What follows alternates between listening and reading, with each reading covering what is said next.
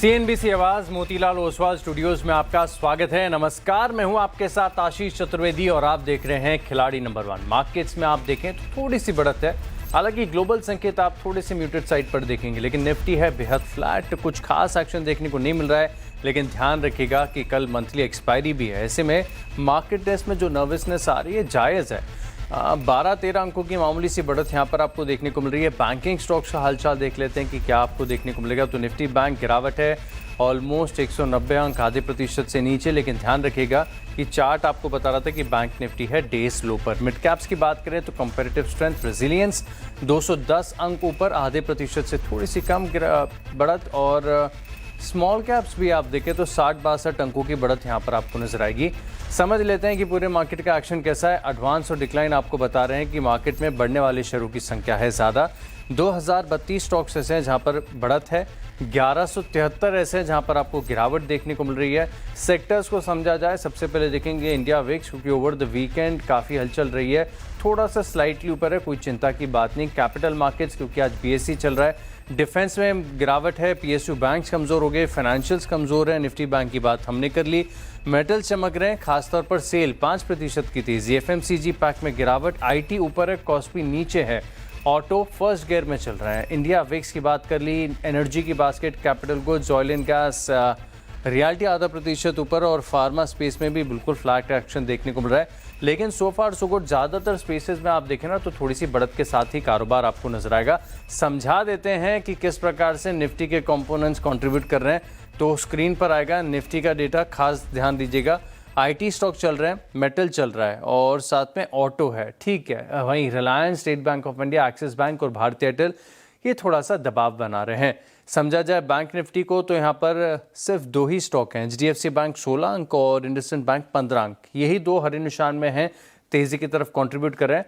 बाकी स्टॉक्स में तकरीबन 250 अंकों का ड्रैग निकल कर आ रहा है। ठीक बात है, हफ्ते की सुस्त शुरुआत और कल का दिन काफ़ी इंपॉर्टेंट, और इसी से पहले आप देख रहे हैं कि स्लाइट नर्वसनेस आपको मार्केट में नजर आएगी। लेकिन ये हफ्ता बहुत इंटरेस्टिंग देखने को मिलेगा, क्योंकि कैश इम्प्लीमेंटेशन के बाद पहली मंथली एक्सपायरी है। मार्केट्स में हलचल खास देखने को मिलेगी, और इन सब की तैयारी कर हमारे साथ जुड़ रहे हैं मार्केट एक्सपर्ट। करिए शो में स्वागत। सबसे पहले पृथ्वी फिनमार्ट के हरीश जुजारे, आईडीबीआई कैपिटल के देवेन मेहता और प्रूडेंट कॉर्पोरेट के प्रदीप होचंदानी हमारे साथ हैं। आप तीनों को नमस्कार, शो में स्वागत है। और एक काम करते हैं, सबसे पहले पोर्टफोलियो की तैयारी कर लेते हैं। जो दर्शक हमारे साथ आज नए जुड़े, उन्हें बता देता हूं कि इस शो की खास बात यह है कि जो आइडियाज़ आपके साथ इस शो में डिस्कस किए जाते हैं, उनको पूरी अकाउंटेबिलिटी और ट्रांसपेरेंसी के साथ हम परफॉर्मेंस के साथ भी आपको दिखाते हैं। तो हरीश जी, आपके साथ शुरुआत कर रहे हैं। गुड मॉर्निंग सर, बताइए कौन सा पहला स्टॉक जोड़ेंगे पोर्टफोलियो में, और क्या है इस हफ्ते के लिए खास strategy? Very good morning Ashish ji. बिल्कुल देखा है तो मार्केट ऑलमोस्ट एक साइडवेज से ट्रेड कर रहा है। हमने देखा था कि थर्सडे के दिन एक अच्छा रिकवरी देखने मिला था, उसके बाद कहीं ना कहीं मार्केट्स में फिर से एक बार वही सेम साइडवेज रेंज देखने मिला है। लेकिन अगर ब्रॉडर पर्सपेक्टिव से देखते हैं तो स्मॉल और मिड कैप में अभी भी अच्छी तेजी देखने मिल रही है। Specially small cap index almost all time high के आसपास ट्रेड कर रहा है। तो मुझे लग रहा है कि स्मॉल और मिड कैप में थोड़ा ज्यादा मूवमेंट देखने मिल सकता है आज की ट्रेडिंग सेशन में भी। और आज के लिए मेरा पहला स्टॉक रहेगा कैम्प्स में। बिल्कुल जैसे हमने देखा है कि आज बीएससी में थोड़ा मोमेंटम देखने मिल रहा है, उसके साथ कैपिटल मार्केट्स के स्टॉक्स में मूवमेंट बिल्कुल देखने मिल रहा है। तो करंट लेवल्स पे कैम्प्स में खरीदने की राय दूंगा। तो टारगेट्स बनेंगे 790 का, और स्टॉप लॉस मेंटेन करना चाहिए 740 का। 740 के स्टॉप लॉस, 790 का टारगेट। कैम्स की हो रही है बात, कैपिटल मार्केट्स की थीम का हमने जिक्र किया। बीएससी में तेजी है, सीडीएसएल ऊपर है, तो इसी के चलते यहाँ पर आप नजर रखिएगा। कैम्स ये पहला स्टॉक है। सर, आपको ऐड करने हैं 2 और स्टॉक्स, तब तक एक काम करते हैं, देवेन जी के पास चलते हैं। देवेन जी नमस्कार, बताइए इस हफ्ते के लिए क्या है खास स्ट्रैटेजी और कौन सा है पहला स्टॉक? जी बिल्कुल। निफ्टी की हम लोग बात करें तो साइडवेज ट्रेड ही देखने मिल रहा है, लेकिन स्टॉक स्पेसिफिक एक्शन है। तो एक स्टॉक है ब्लू जेट, जो मेरे रडार पे है, 609 के आसपास अभी ट्रेड कर रहा है। तो इस स्टॉक को हम लोग ऐड करेंगे। 590 का एक स्टॉप लॉस रहेगा, और ऊपर में जो टारगेट है 665 के टारगेट हमें देखने मिल सकते हैं। तो ब्लू जेट हम लोग ऐड करेंगे करंट लेवल्स पे। ठीक बात है, 655 का है आपका टारगेट, और 665 टारगेट, माफ़ कीजिएगा 10 रुपये कम कर दिए मैंने गलती से। 665 का टारगेट, 590 रुपये का स्टॉप लॉस है। प्रदीप जी, आइडिया आपकी तरफ से, पहला स्ट्रैटेजी क्या खास? Good morning Ashish ji, good morning everyone. तो लास्ट वीक जब निफ्टी सेकंड कंसेक्यूटिव वीक था नेगेटिव क्लोज का, स्मॉल कैप इंडेक्स ने नया हाई बनाया और मिड कैप इंडेक्स भी अपने ऑल टाइम हाई के काफ़ी नज़दीक है। तो ब्रॉडर मार्केट में अपॉर्चुनिटीज काफ़ी है। सेक्टरल इंडेक्सेस में ऑटो, मेटल, कैपिटल मार्केट और फार्मा हमको अच्छे लगते हैं। तो पहला जो स्टॉक रहेगा वो मेटल स्पेस में रहेगा और स्टॉक का नाम है हिंडाल्को। हिंडाल्को में एक ब्रीफ करेक्शन देखा गया पिछले 6-7 सेशन में और short term moving average 20 DMA का सपोर्ट लेके ये रिबाउंड हुआ है और आज के सेशन में ये अर्ली चार्ट पे एक फ्रेश ब्रेकआउट कंफर्म कर रहा है। 1055 के आसपास चल रहा है। 1033 के स्टॉप लॉस से को लेना चाहिए 1100 के टारगेट के लिए। तो हिंडाल्को रहेगा फर्स्ट। 1100 के टारगेट्स यहाँ पर आपको देखने को मिल सकते हैं। 45 रुपये ऊपर के टारगेट्स हैं। 1033 रुपये का आप लगाइए स्टॉप लॉस। प्रदीप जी, आपकी तरफ से दूसरा आइडिया कौन सा होगा? ऑटो स्पेस की भी हमने बात की थी, इसी स्पेस में से दूसरा पिक रहेगा और स्टॉक का नाम है बजाज ऑटो। बहुत ही नैरो रेंज में ये करीबन 10 सेशन पे कंसोलिडेट कर रहा था और आज के सेशन में ये एक फ्रेश ब्रेकआउट इसने कंफर्म किया है। 11790 के आसपास चल रहा है। यहाँ पे इसको जोड़ सकते हैं 11600 यानी कि 11600 का स्टॉप लॉस रख के 12300 के टारगेट के लिए। 12300 का टारगेट बजाज ऑटो पर। देवेंद्र जी, दूसरा आइडिया आपकी तरफ से? बिल्कुल, एक जेएसडब्ल्यू इंफ्रा स्टॉक है जो रडार पे है। 340 रुपए के आसपास अभी ट्रेड कर रहा है। तो करंट लेवल्स पे ऐड करना रहेगा जेएसडब्ल्यू इंफ्रा। नीचे में अगर हम लोग स्टॉप लॉस की बात करें तो 330 का एक स्टॉप लॉस रहेगा और ऊपर में अगर हम लोग टारगेट की बात करें तो 370 का टारगेट के लिए हम लोग जेएसडब्ल्यू इंफ्रा को बाय करेंगे। जेएसडब्ल्यू इंफ्रा 370 के टारगेट्स के लिए 340 का भाव, 330 रुपये का आपको लगाना है स्टॉप लॉस। हरीश जी, दूसरा आइडिया आपकी तरफ से? आशीष जी, मेरा दूसरा जो स्टॉक है ऑटो के ऊपर रहेगा और जो अगर देखा है तो एथर एनर्जी की स्टॉक है जहाँ हमने देखा है कि एक लगातार एक higher top higher bottom intact है और स्टॉक रिसेंटली एक करेक्टिव फेज देखने मिल रहा था और फिर से 20 डे मूविंग एवरेज के पास रिकवरी देखने मिल रहा है। तो मुझे लग रहा है कि यहाँ पे फ्रेश तेजी देखने मिल सकती है एथर एनर्जी में। तो करंटली प्राइस चल रहा है 1475-76 के आसपास। तो यहाँ पे इस लेवल पर खरीदा जा सकता है। टारगेट्स बनेंगी 1580 का, स्टॉप लॉस मेंटेन करना चाहिए 1420। 1420 के स्टॉप लॉस के साथ 1580 तक के टारगेट्स यहाँ पर देखने को मिल सकते हैं। 1476 रुपये के करीब का भाव चल रहा है। देवेंद्र जी, तीसरा आइडिया आपकी तरफ से? बिल्कुल, ईआईडी पेरिस स्टॉक है जो रडार पे है। काफी अच्छे वॉल्यूम्स आज के दिन में हमें देखने मिल रहे हैं।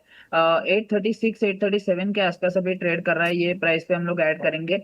नीचे में थोड़ा सा स्टॉप लॉस वाइडर रहेगा 800 रुपीज का। 800 रुपए का स्टॉप लॉस रखना है। इसके टारगेट्स भी बड़े रहेंगे मेरे हिसाब से। ऊपर में अगर हम लोग बात करें तो 970 के टारगेट्स हमें देखने मिल सकते हैं। तो ईआईडी पेरी इस लेवल पे ऐड करेंगे। शुगर स्पेस में खास मिठास है और ईआईडी पेरी एशिया की सबसे पुरानी चीनी मिलोज में से एक है और बेहतरीन पेरेंटेज स्टॉक की ज़बरदस्त एक्शन है। देखेंगे कैसा मूव आता है। 970 का टारगेट फिलहाल के लिए। अब हरीश जी, आपकी तरफ से तीसरा आइडिया? तीसरा मेरा स्टॉक रहेगा शिल्पा मेडिकेयर। अगर देखा है तो लास्ट एक हफ्ते से कंसोलिडेशन में था नैरो के रेंज में, तो आज क्लियरली एक ब्रेकआउट दिया है। तो करंटली 850 के आसपास ट्रेड कर रहा है। तो मुझे लग रहा है कि यहाँ से एक अच्छी रैली देखने मिल सकती है, फिर से शुरुआत हो सकती है। तो 930 के टारगेट्स के लिए खरीदा जा सकता है और स्टॉप लॉस मेंटेन करना चाहिए 810 का। 810 के स्टॉप लॉस के साथ आप यहाँ पर खरीदारी कीजिए। शिल्पा मेडिकेयर स्टॉक जाने ही जाता है कि जिस दिन भी चलेगा बड़ा मूव दे जाएगा। 930 के टारगेट्स यहाँ पर निकल कर आए हैं। प्रदीप जी, तीसरा आइडिया आपकी तरफ से? Third stock capital goods space में से सीमेंस रहेगा। सीमेंस में आज शुरुआती कारोबार में हम काफ़ी बड़ा उछाल देख रहे हैं और वॉल्यूम जो आज के हैं वो 20 डे एवरेज वॉल्यूम से ऑलरेडी ज़्यादा हो चुके हैं और इसने अर्ली चार्ट्स पे फ्रेश ब्रेकआउट भी कंफर्म किया है। 4060 के आसपास ये ट्रेड कर रहा है। 3910 के स्टॉप लॉस से इसको लेना चाहिए 4500 के टारगेट के लिए। 4500 रुपये तक के टारगेट्स यहाँ पर देखने को मिल सकते हैं और आप यहाँ पर 3910 रुपये का स्टॉप लॉस लगाएंगे। कैपिटल गुड्स, इलेक्ट्रिकल्स, इसकी थीम कुछ खास है। इन स्टॉक्स में स्ट्रेंथ देखने को मिल रही है तो फोकस रखिएगा दिग्गज सीमेंट्स के ऊपर। और चलिए, इसी के साथ हमारे जो तीनों मार्केट एक्सपर्ट्स हैं इनके पोर्टफोलियो में 3 ट्रेडिंग आइडियाज़ जोड़ लिए गए हैं। अब वक्त है एक छोटे से ब्रेक का। ब्रेक के बाद बात करेंगे होराइजन इंडस्ट्रियल के whole time director and CEO Urvish Rambia से लिस्टिंग को लेकर और आगे क्या है। चलिए, ब्रेक के बाद आपका स्वागत है और अब बात करेंगे आज की नई listed company horizon industrial parks के मैनेजमेंट से। कंपनी की फ्लैट एकदम लिस्टिंग हुई है। लिस्टिंग इशू प्राइस के बेहद करीब है लिस्टिंग और ग्रोथ आउटलुक पर बात करने के लिए हमारे साथ है कंपनी के whole time director and CEO Urvish Rambia. Sir, show में स्वागत है आपका। नमस्कार। और लिस्टिंग तो बिल्कुल फ्लैट यहाँ पर देखने को मिली, लेकिन कंपनी के कारोबार को समझना काफ़ी ज़्यादा इम्पॉर्टेंट है। और मैं देख भी रहा था कि इंडस्ट्रियल पार्क्स और लॉजिस्टिक्स में आप देखें तो आपकी साइज़ और स्किल के हिसाब से भारत में दूसरा कोई है नहीं। जिस हिसाब के आपकी टोटल एरिया है, असेट्स बेसिस हैं, लेकिन शायद जो रिटेल ट्रेडर्स हैं या रिटेल निवेशक हैं वो ये नहीं समझ पाए कि आपकी ग्रोथ टू प्रॉफिटेबिलिटी का जो पाथ है वो कैसा देखने को मिलेगा। तो सबसे इम्पोर्टेंट फिलहाल मुझे यही लग रहा है, इसके बारे में बताइए सर, क्या मार्गदर्शन होगा प्रॉफिटेबिलिटी को लेकर? हाँ जी आशीष जी, पहले तो बहुत बहुत धन्यवाद शो में हमको शरीक करने के लिए। जैसे आपने कहा, ये इंडिया की सबसे बड़ी इंडस्ट्रियल एंड वेयरहाउसिंग कंपनी है आशीष जी। टोटल हमारा आज 10 शहरों में कारोबार है। 61 मिलियन स्क्वायर फीट टोटल हमारा डेवलपमेंट पोटेंशियल है इसमें, जहाँ पे आधा तकरीबन बन चुका है और ऑपरेशनल है। आज तकरीबन 93-94% हमारा ऑक्यूपेंसी है इसमें। एंड आगे जाके 3.5-4 साल में हमारा इंटेंट होगा कि बाकी के जो 30 मिलियन स्क्वायर फीट का जो डेवलपमेंट पोटेंशियल है इसको बनाया जाए। आशीष जी, ये कंपनी हमने कुछ 5 साल पहले शुरू की थी 10 मिलियन स्क्वायर फीट से। ऑलमोस्ट 6 गुना 6x ग्रोथ देखा है हमने इसमें 5 साल में। एंड जैसे आपने कहा कि ये सेक्टर काफ़ी नया है, इसमें टेलविंड्स काफ़ी स्ट्रॉन्ग है कंजम्पशन की, इंडस्ट्रियलाइजेशन की। तो आगे जाके दोनों मैक्रो ट्रेंड्स और भी ज़्यादा तेज़ होते दिख रहे हैं। तो the potential for the company is very very wide.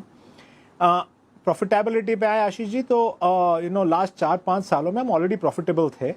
2 कारण थे इसके। एक था ऑब्वियसली हमारा डेट, जो सबसे बड़ा एक्सपेंडिचर था, इंटरेस्ट एक्सपेंस जो हमारे बुक्स पे। आगे जाके 4,000 करोड़ जैसा हमारा डेट कम होगा आईपीओ और प्री आईपीओ के प्रोसीड से। Almost 2/3 reduction in the biggest interest in the biggest expenditure on the book. और दूसरा जो है कि बुक डिप्रिसिएशन, जो जैसे आपने कहा कि एक इम्पॉर्टेंट है कि आगे जाके हम कम्युनिकेट करें हमारे इन्वेस्टर्स से। बट ऑलमोस्ट 250 करोड़ का अगर आप बुक पे देखोगे तो आज डिप्रिसिएशन है, जो केवल एक बुक एंट्री है, क्योंकि कैश डिप्रिसिएशन इस बिजनेस में काफ़ी हद तक कम है, क्योंकि नए एसेट्स हैं एक तो, और काफ़ी सिंपल एसेट्स हैं जिनको ऑपरेट करने के लिए आपको ज़्यादा रिपेयर्स, मेंटेनेंस, ज़्यादा कैश देने की आवश्यकता नहीं पड़ती है। तो अगर ये 2 चीज़ अगर आप एडजस्ट करें आशीष जी, तो आप देखोगे कि लास्ट 5 सालों में जब से ऑपरेट कर रही है कंपनी, हर एक 5 सालों में हम प्रॉफिटेबल थे। आगे जाके हम पूरा तवज्जो देंगे इस चीज़ को कि आगे जाके हम इन्वेस्टर्स को सही तरीके से हमारा PNL कम्युनिकेट कर पाए। डेट की बात की सर आपने, और आईपीओ की प्रोसीड्स का भी इस्तेमाल डेट रिडक्शन के लिए किया जा रहा है। तो अगर मैं थोड़ा सा हिसाब लगाना चाहूँ तो, क्योंकि डेट का बर्डन काफ़ी ज़्यादा था, घटकर कितना हो जाएगा डेट, और इससे जो इंटरेस्ट कॉस्ट है इसकी कितनी सेविंग्स होगी? आशीष जी, डेट है ना, इन द पास्ट अगर आप देखें तो हमने इक्विटी और डेट दोनों इस्तेमाल करा था। ये बिजनेस को 5 साल में रैंप अप करने के लिए ऑलमोस्ट पैन इंडिया बिजनेस बना लिया है हमने। 10 शहरों में एज ए सेट कारोबार है आज हमारा। इसको रैंप अप करने के लिए इतने छोटे समय में कैपिटल की ऑब्वियसली आवश्यकता थी, तो हमने डेट और इक्विटी दोनों यूज़ करा। डेट हमारे बिजनेस में काफ़ी equity share holder wealth creation के नज़रिए से अगर आप देखें तो काफ़ी एक्रीटिव रहता है। बट आगे जाके एज यू सेड, आज हमारे पास तकरीबन 6,700 6,800 करोड़ का टोटल नेट डेट है। आगे जाके 4,000 करोड़ रुपए इनमें से हम कम करेंगे, जो 2,600 करोड़ जो आईपीओ से आता है, और 1,650 करोड़ रुपए जो हमने प्री आईपीओ में जो रेस किया था दिसंबर में। दोनों प्राइमरी थे, 100% ग्रोथ कैपिटल था, 100% proceeds in the company. Blackstone doesn't sell even a single share इस आईपीओ में और प्री आईपीओ में। तो आगे जाके एज सेड ऑलमोस्ट 2/3 रिडक्शन देखोगे आप डेट में, और ये सारा ग्रोथ कैपिटल है, जिसका इंटेंट होगा कि free cash flow, internal accruals और जो हमारे पास ग्रोथ हेडरूम जब बन जाएगा ये डेट पे डाउन करने के बाद, दोनों का हम इस्तेमाल करेंगे इस नेटवर्क को और भी ज़्यादा तेज़ी से आगे बढ़ाने के लिए सर। ठीक बात है। डेट रिडक्शन तो काफ़ी सिग्निफिकेंट है और ब्याज खर्च में भी सेविंग्स देखने को मिलेगी। लेकिन एक आइडिया लेना चाहूँ तो अभी फ़िलहाल के लिए आपका इंटरेस्ट कॉस्ट क्या परसेंटेज का राउंड होगा सर? थोड़ा सा 8% के आसपास है सर, 8-8.5% के आसपास। तो अगर आप 4,000 करोड़ इंटू 8% करेंगे तो बस 300-320 करोड़ रुपए का आपको इसमें रिडक्शन मिलेगा, जो ऑब्वियसली इंटरनल अक्रूवल्स आपका बढ़ाता है। और जो तकरीबन 200-250 करोड़ का जो बुक डिप्रिसिएशन है, राइट, जो कैश डिप्रिसिएशन जैसा मैंने कहा काफ़ी हद तक कम है, तो वो दोनों को अगर आप मिला लें तो आप हिसाब कर पाओगे कि कैश पैट और ऑपरेटिंग कैश फ्लो आगे जाके किस तेज़ी से बढ़ेगा सर। अच्छा, बात कही आपने ऑक्यूपेंसीज की शुरुआत में और 93-94% के आसपास की आपने ऑक्यूपेंसीज बताई हैं, लेकिन ये रेंटल यील्ड अब तक प्रीवियसली कैसी देखने को मिली है? अभी फिलहाल क्या स्थिति है और क्या गुंजाइश है कि ये जो यील्ड है आपकी ये थोड़ी सी और बेहतर होगी यहाँ से? हाँ जी सर, आगे जाके जैसे आपने कहा था प्रोडक्ट मिक्स भी काफ़ी हद तक इम्प्रूव होगा। पास्ट में हमने वेयरहाउसिंग से ये बिज़नेस शुरू किया था, जहाँ हम बड़े बड़े 3PLs ई-कॉमर्स कंपनीज के लिए वेयरहाउसेस बनाते थे। पिछले 2-3 सालों में जैसे इंडस्ट्रियलाइजेशन ट्रेंड बढ़ा है, जैसा आपने देखा है, आपने कवर भी काफ़ी सुंदर तरीके से किया है CNBC में पिछले 2-3 साल से। इस ट्रेंड के कारण प्रोडक्ट मिक्स में भी काफ़ी हद तक अंतर आया। हमारा काफ़ी डिवर्सिफिकेशन हुआ कस्टमर बेस पे। आज हमारे पास तकरीबन 120 कस्टमर्स हैं। आधा रेवेन्यू वेयरहाउसिंग और इंडस्ट्रियल फैसिलिटीज से आता है। एंड आगे जाके इन सिटी पर भी काफ़ी हद तक हम फोकस करेंगे। जस्ट टू रिमाइंड आपके दर्शकों को, हमारे पास पूरे देश का सबसे बड़ा इन सिटी प्लेटफॉर्म है इस कंपनी में। 17 एसेट लेकर आ रहे हैं हम 7 शहरों में। ये सारा कंस्ट्रक्शन अगले 18 महीने 24 महीनों में कंक्लूड होगा। तो इसका जो सारा बेनिफिट है वो आगे आके 8 से 10 क्वार्टरों में कंपनी को देखने मिलेगा। अच्छा, क्योंकि सर अब लिस्टिंग हो गई है तो खुल के हम आउटलुक के ऊपर भी बात कर सकते हैं। एबिटा लेवल तक तो कहीं दिक्कत थी नहीं, बाकी जो भी प्रॉब्लम थी वो डेट की लेकर थी और वो भी आप बता रहे कि एड्रेस हो जाएगी। लेकिन अगर एक आउटलुक आपके निवेशकों को जिन्होंने आपके IPO में पैसा लगाया है FY 28 तक का अगर हिसाब लगाना है तो क्या एबिटा आप टारगेट कर रहे हैं? सर, अगर आपने एबिटा ग्रोथ देखा होगा पास 2 सालों का, ऑलमोस्ट 36% कैगर का एबिटा ग्रोथ किया है हमने। एंड आगे जाके टोटल डेवलपमेंट और लीजिंग थ्रूपुट में तो मुझे पास से अगर कंपेयर करूं तो डेवलपमेंट एंड लीजिंग थ्रूपुट तो बढ़ता ही दिख रहा है। तो आई थिंक हमारा पूरा ये रहेगा, एफर्ट रहेगा कि इसी तरीके का ग्रोथ हम आगे भी कंटिन्यू रखें सर। बिल्कुल, बहुत बहुत धन्यवाद सर आपको और बेस्ट विशेस हमारे साथ जुड़ने के लिए और ग्रोथ आउटलुक पर विस्तार से बात करने के लिए। चलिए, ब्रेक के बाद आपका स्वागत है और अब देखते हैं हमारे मार्केट एक्सपर्ट्स का रिपोर्ट कार्ड परफॉर्मेंस आपकी स्क्रीन पर। हरीश जी के पोर्टफोलियो में शिल्पा मेडिकेयर, एथर एनर्जी और कैम्स है, 3 स्टॉक्स हैं। ठीक ठाक, मतलब कुछ खास नहीं, जितना गिरावट है उतनी बढ़त यहाँ पर आपको देखने को मिलेगी। देवेन मेहता के पोर्टफोलियो में देखें तो EID पेरी कमाल कर रहा है, डेज हाई पर 1% से ज़्यादा बड़ा मूव है। ब्लू जेट भी थोड़ा सा ऊपर आया, JSW इंफ्रा बिल्कुल भाव के करीब चल रहा है। और देख लेते हैं कि प्रदीप जी के पोर्टफोलियो में क्या हो रहा है। बजाज ऑटो स्लाइड ऊपर, सीमेंस थोड़ा सा ऊपर, हिंडाल्को थोड़ा सा नीचे है। स्टॉक्स के आइडियाज़ अभी ही आपके साथ शेयर किए हैं।